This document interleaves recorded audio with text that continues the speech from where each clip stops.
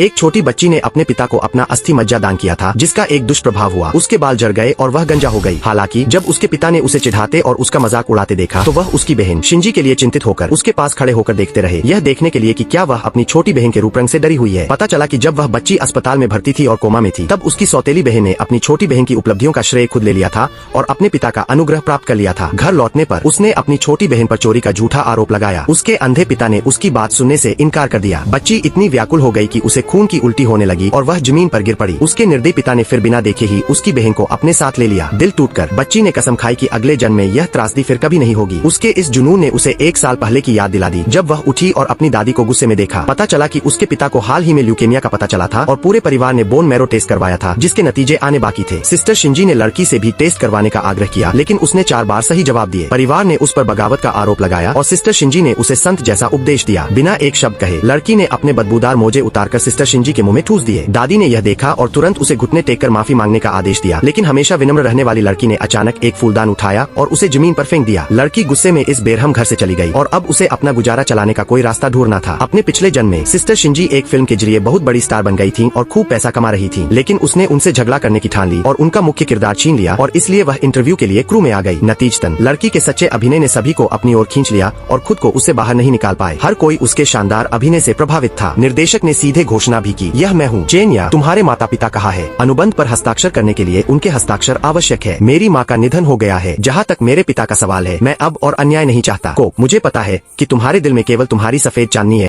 देखो, वह पहली कक्षा की बच्ची है, वह एक आदमी है। तुम एक कटोरी पानी और एक कटोरी केक पी सकते हो, लेकिन याओ याओ भी तो एक लड़की है। क्या तुम सच में उसे नहीं चाहते? भूल जाओ। पार्ट 2 के लिए सब्सक्राइब करें।